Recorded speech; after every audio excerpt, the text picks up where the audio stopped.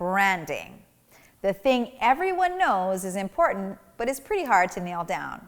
It's like everyone has their thoughts on good branding versus bad branding, but no one boils it down to be simple. And that's where this video comes in.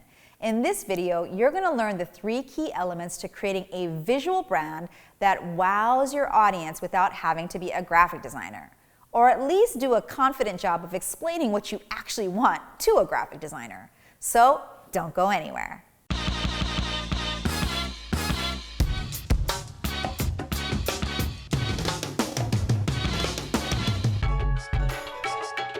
Hi, I'm Jennifer Kem. You can call me Jen, and I'm the founder of the Master Brand Institute, where we teach entrepreneurs to turn their personal experience and professional skills into a highly profitable business by creating an unforgettable offer that solves their audience's problems. I upload a new video every week, so be sure to hit that subscribe button down below and also click the bell icon so you're notified when new content is available. Now, on to today's video. So you want to create visual branding that captures who you are and wows your audience? Well, it's a good thing you're watching this video.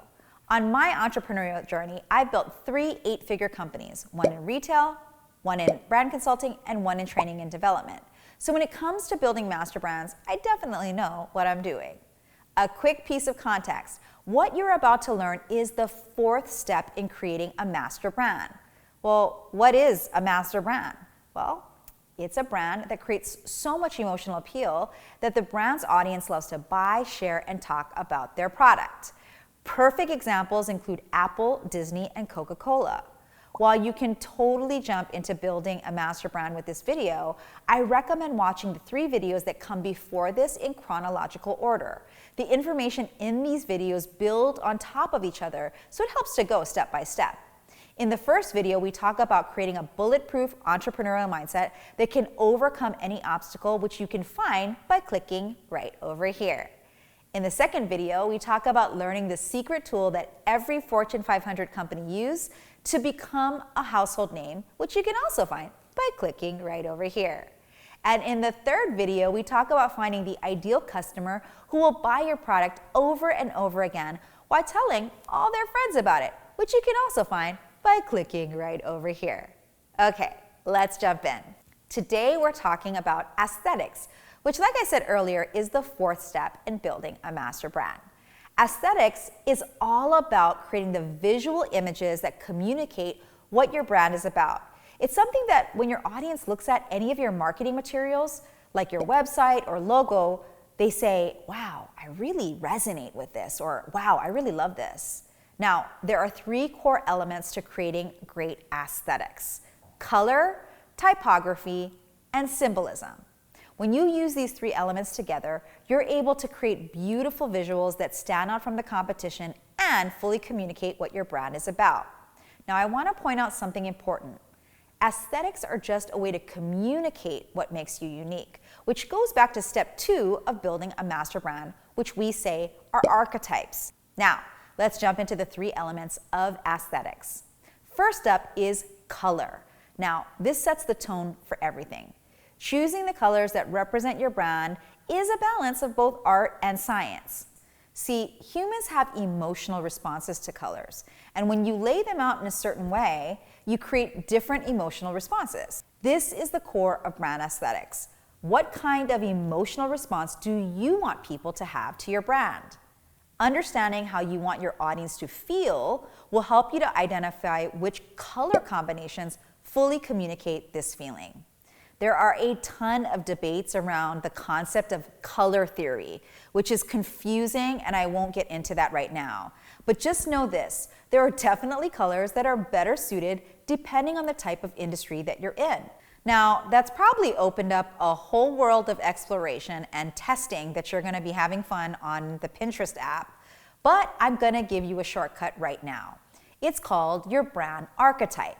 If you don't know, a brand archetype is the core identity of your brand, which is the guiding compass that speaks exactly how your audience wants you to tell it. So more on that at the end of this video. Next is typography.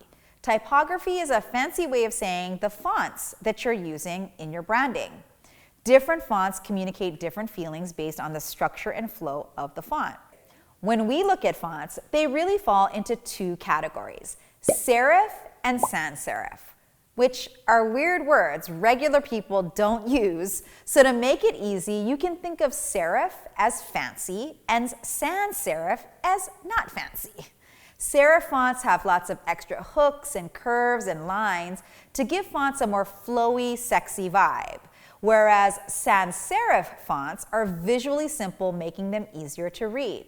In general, you never want to have more than 3 fonts in your brand aesthetics, because the more fonts you add, the more chaos your marketing materials will have. And this chaos makes it harder for people to really feel into what you want them to do. Again, just like colors, the easiest way to figure out which fonts work best for your brand is to know your brand archetype, which I'll be talking about in depth towards the end of this video, so don't go anywhere. Finally, we have symbolism. Symbolism is the use of symbols to represent ideas or qualities, which sounds fancy, but it's as simple as the emojis on your phone. The difference between emojis as symbols and a logo as a symbol is the emotional, iconic impact logos have. Let's take an example, like Nike. The swoosh immediately creates a feeling inside your stomach when you see it. But Jen, I can't create a logo like Nike's. They have billions of dollars and tons of support. Well, guess what? Nike didn't always have this awesome logo. Once upon a time, they used an image of the goddess Nike, which their brand was based upon. While accurate, this symbol didn't create emotional responses in their audiences. Why is that? Well, they were too busy trying to figure out if the logo was of Nike, Athena, or Aphrodite, or some other goddess person. You see what I did there? The point here is that you want to create a logo that's really simple. The busier it is, the harder it is for people to feel what you want from them. As proof, what are 2 more iconic logos that immediately create a feeling in your stomach? Think about this. I'll give you an idea.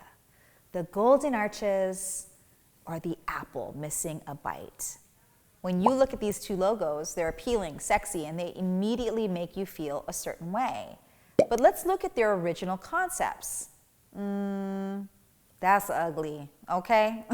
When we look at the colors, typography, and logos of these big brands, they show us the key to an emotional, provoking, iconic brand aesthetic, which is all about simplicity. Like I said earlier, the whole point of aesthetics is to visually communicate the feeling your brand creates inside of your audience. You want to be clear and simple, using visuals that speak directly to their heart. Pretty powerful stuff, am I right? So today's question is simple. If you take a look at the aesthetics of your brand, do the colors, fonts, and symbolism work together to create the feeling you want your audience to feel? Let me know down below. And we're coming to the end of this video, which means you're going to take everything you learned today to start crafting or refining your brand's aesthetic. But you might be asking, oh my gosh, Jen, where do I start?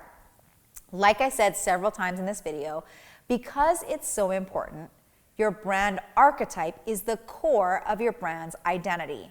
And knowing your archetype allows you to get really clear on the colors and typography and symbols that fully communicate your brand. So if you don't know your archetype, you just can't choose one. You need to actually learn what it is, which is why I created this awesome psychological assessment to determine your brand archetype. And before you ask, is this some type of BuzzFeed, which Disney princess are you type of quiz? No, it isn't. This is actually a psychological assessment that's been reviewed, vetted, and approved by one of the best college schools of psychology in the United States. So if you want to get a jumpstart on building the aesthetics that best communicate your brand, click the link down in the description below to learn your brand archetype for free. And that's it. We just wrapped up the 4th step to creating a master brand, the aesthetics that visually communicate your brand. If you found value in this content, please be sure to hit the thumbs up button below so we can get this video in front of more entrepreneurs who want help growing their business. Be sure to also hit the subscribe button and the little bell so you're notified when new content is released. I'm Jen Kem, here to help you get seen, heard, and paid for the unique value you bring into the world. Until next time.